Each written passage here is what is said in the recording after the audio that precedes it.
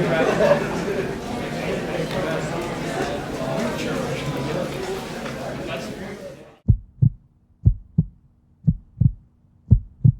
for the Dodge people. Wait for it. In front of the Dodge dealership. 3, 2, 1. Say bye to Hemis.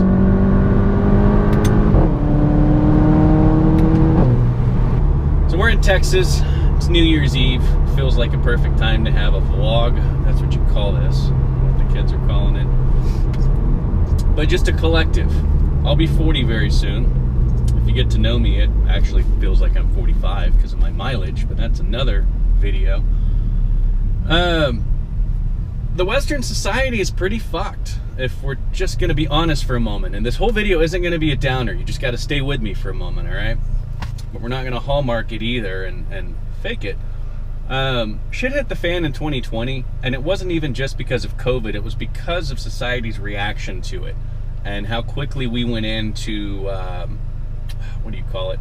Not dictatorship, but where the government basically took over, and you know, all the stay-ins and stuff. And there's a bunch of shit that's happened since then. But for those of us paying attention, it's gotten better since 2020, but there's still a lot of shit that hasn't gotten fixed. And what I mean by this, and who I'm addressing in this discussion, is if you're lower and middle class American or Canadian or Australian or in the UK, all of these Western countries, if you will, are having similar problems where the government is just out of control with their spending and their autonomy, and the people getting hit the most for it are normal everyday working folks like you and me. Now, if we're being rational, which is how I try to approach most things, there's very little I can do about that, right? That's way beyond me. Each of our country's governments has been a shit show for decades. That's not new. So we have to focus on what we can control at a macro level or micro level within our own lives. Jordan Peterson has a great way he puts it. He says, before you can try and save humanity or join a cause, first clean your house. And it's a metaphor. It means literally get your life and your mental state in order before you try and start championing, I can't say it, before you start rallying behind causes and trying to make a bigger difference. And the interesting thing about that is that any improvements we can make with our own mental headspace, with our own negative thoughts, with our bad habits that we need to try and rein in, all of that has an immediate effect on ourselves, on our quality of lives, and then it also has a profound impact on our relationships. And that can be coworkers or immediate family or friends, but anything you can do to improve yourself ends up paying big dividends. It's the whole pay it forward kind of thing. So there's a bunch of things I wanted to talk about. They're not all going to be in this one video, but I feel like this one's the most pertinent. There's a lot of uncertainty for folks going into the next year. There's a lot of stuff that can get better, and there's a lot of shit that may get worse, just based on precedent and being honest. So for me, I'm moving into a much better living situation. Sorry about the floppy cam. And I've got some amazing people in my life, and it's easy to forget that or lose sight of it when you're drowning in your own problems, or when you're, you know, kind of being hard on yourself or evaluating where you feel behind in life. And I can't remember who it was, but there was a great philosopher who said, don't worry about being better than everybody else, just be better than your former self. And another one put it as said, be better than who you were yesterday. And so incremental improvements, if you can just be 5% better every year, that's going to be pretty profound. So for some folks, that may mean getting a therapist. For others, it may mean picking up some books, whether it's self-help or something that just gets your mind in the right direction and gets you out of this funk you're in. For a lot of people, it's going to be getting out of a toxic relationship, and that could be a romantic relationship, or that could be for an employer that is just fucking awful and treats you terribly, which is most of the big techs and most of the big corporations. They don't give a shit about people, and there's no loyalty anymore, which is why we see such high turnover at places, with people quitting and going elsewhere and moving laterally and basically creating their own promotions. So society right now in the West feels pretty thankless, and depending on how much of a cynic you are, it feels pretty hopeless. So again, it becomes paramount to focus on the things that are good in your life and to really lean into those things. And so for me, that's whenever I can spend quality time with my kids and not be weighed down with work stuff. And that alone is magical when it happens. So that's going on a hike with them, or going to the park and playing with them, or any number of things. But literally getting out of my own headspace of all the shit that I feel like I need to do or should be doing or I'm behind on, and just literally recalibrate how you're living in life. And more important than that, and this is what it leads up to, is being present and living in the moment. It's so hard in the last 20 years with the advent of technology and how stressful life has gotten, where we live to work instead of work to live, I think is how the expression goes. It's very difficult to shut it off, to shut off the voices and notifications in our heads, and just be present in the situation, you know.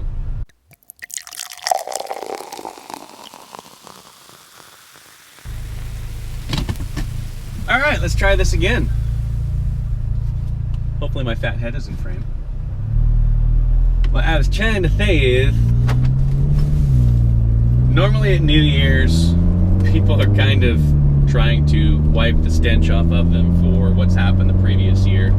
For some of us, it's a miracle that we made it through the year, right? People with critical, life-threatening health issues, autoimmune conditions, cancer survivors, others with drug and substance abuse issues. So depending on who you are and where you're at in life, it may be just praise Jesus, praise Allah moment just to make it here. But generally, for the average population, in America anyway, we see people getting excited and making all these New Year's resolutions. And I think we go about it the wrong way for a couple reasons. One is just complete lack of follow-through. Most people will try and make changes for no more than 3 weeks. And that's why you see gym memberships spike in this country in January, and then by mid-February it's back to normal. But I think we should be a little more scientific about it, and I'll tell you what I mean. If whoever you are, whatever age you are, if you will sit down and piece of paper and a pen, you can do it on a computer if you're digital, and just write out everything good in your life and everything bad.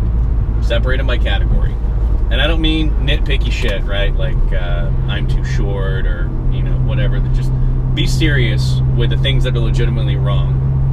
Keeping in context that there's wars going on in 32 different countries in the world right now. But the first thing you want to do is get all that on paper. And it's a magical thing when you do it, because right out of the gate, if you're in a decent headspace and you're being honest with yourself, you're going to realize you actually have a lot more to be thankful for in your life than you realized. And it seems to be human nature, at least in the West, where we're a developed nation and we're not constantly fearing for our own health and survival like folks in, basically almost everywhere else in the world. It's easy to lose focus and lose perception. So sorry if this isn't lucid, it's unscripted. And these are, I haven't sat down to write this out. I'm literally just talking to you as we make our way back home. So evaluate the good and the bad, and then on the list of the good, figure out how you can lean into that. So just as a complete out of the blue example, let's say on your side of the good list is I really enjoy having a relationship with my mom or dad, and maybe they're nearby. Lean into that, spend more time with them, be more present, make that good column better. And then on the bad shit, now you're going to sit down and you're going to problem solve. And so we're going to evaluate the bad stuff and figure out, of those things that are on there, which ones can you control and do something about? Which ones can you have some kind of an impact on and make better? Because a lot of the times, again, just human nature, we become complacent to what's broken. We almost get used to a certain level of stress and disappointment in our lives that we accept it as reality and as the norm. And then that becomes your baseline, and before you know it, you find yourself a pretty unhappy person with a drug or drinking problem. Heyo. So look at the bad shit and then kind of branch off of each item and figure out, what can I do to change this? So right out of the gate, instead of, on your New Year's resolution, be like, I'm going to get in shape and lose weight. Well, that's an admirable thing, but focus, that takes time. It takes a lot of time. Not saying you shouldn't do it, you absolutely should, but it is going to take a lot of time and a lot of work to do. So let's make sure you're mentally in the right frame of space to actually go after something long-term like that. So I'm talking short-term right now. So if, for example, you are in a brutally toxic relationship or marriage and you made it through 2024 and you want things to get better, but they're not getting better, or you've had friends and family tell you that the other person's just not good for you, get the fuck out of it. Do it as gracefully as you can with the least amount of drama and animosity and acrimony, and get the fuck out. That's a huge improvement right there. And for a lot of people, just doing that completely transforms their life. If you can get yourself out of this battle stress headspace that is your toxic relationship and start working on yourself and being on your own, that alone can be huge, right? It can open up all these doors mentally and physical time-wise for you to actually start investing in yourself again. So that's a big one. Another tributary of that, if you will, maybe you're in a decent relationship with a significant other, right? But your job is fucking awful. Your job makes you miserable, and you don't know how to get out of it because you have financial responsibilities. And if you're in America, Canada, Australia, or the UK, where things are pretty, like the cost of living is way the fuck up here, and the earnings have not kept up with that, you feel trapped. And trapped people make really bad decisions. Whether they, go postal, go on a killing spree, or more often than not will resort to self-harm. And self-harm doesn't necessarily mean killing themselves on the spot. Sometimes it can just mean, for lack of a better word, poisoning themselves with drugs or alcohol and just bad decisions. So if you're stuck in a bad work situation, make that your priority to get the fuck out from under it. I had to create my own promotion at one company because I could tell very quickly from enough years in the corporate world that they don't promote from within. A lot of corporations don't. They are more content to keep you where you're at as long as you're showing up to work every day and doing the bare minimum to satisfy the role than they are to actually promote. And if you're in a corporate job as well, or even a freaking service industry job, right? Your experience there, working a job that we hate, for a lot of people just feels like life. Like if you maybe grew up in the 20th century like I did, and you watched your dad or your older siblings work a job that was miserable, and they somehow were stoic enough to endure it, then it's easy to think that that's the way it's supposed to be. But I think from what I've seen online, a lot of Gen Z and young millennials are realizing, no, there's got to be something better. This isn't working. It doesn't lead to anything anymore. It doesn't lead to retirement. It doesn't lead to advancement, promotions, increased income, increased quality of life. So the good news is there seems to be a slow but steady awakening in America and in Western society where people are realizing that college is a scam, the health insurance industry is a scam, and the best thing we can do for ourselves is to, Andrew Carnegie, grab ourselves by the bootstraps. Some people hate that expression, but take charge of your own life and your own destiny.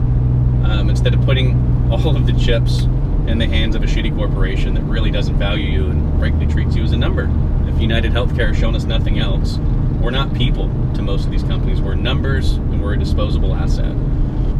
It is my experience and my opinion combined, these things are related, that a lot of people have something significant to offer that they've not tapped into yet. And so for mine, there's about 9 or 10 things, and I mostly do those as a hobby right now. But fixing your situation, that's the moral of this video I'm trying to say, is to take stock of what's actually good in your life and what's bad, and differentiate those things immediately, because they get so fucking blurred. The older we get and the more responsibilities we get. I've got 2 amazing kiddos and a wonderful woman waiting for me that I'm headed to see right now. I've got a lot of good shit going in my life, but I've still got a lot of bad shit I'm closing out from 2024 and from the last 3 years, and it's very stressful to do. So even me, not trying to preach, just sharing some wisdom, even I have to recalibrate myself weekly to not get caught up on all the shit that's wrong. So my thing for 2025, as stated earlier, just to recap, we can't control what our fucked up governments are going to do. We can't control the amount of crime that's not going to get enforced. Well, actually, you kind of can. You can vote better if you're on the West Coast, but there's a lot of shit we can't control. So I look at what can we control. I feel like a lot of us, there are things we can do to improve our situation that we're either not considering or not doing. But that would be I don't want to say my gift to you, that sounds kind of arrogant, but my most constructive real world advice is to really take stock of your situation and actually do something about it. Instead of complaining, instead of going on social media and bitching and crying for attention, I'm sad today. You know who you are, people of fucking Facebook and Twitter. Take charge, do something about it. All right, hang on, what road is this? We're going left, here we go. Hang on, everybody.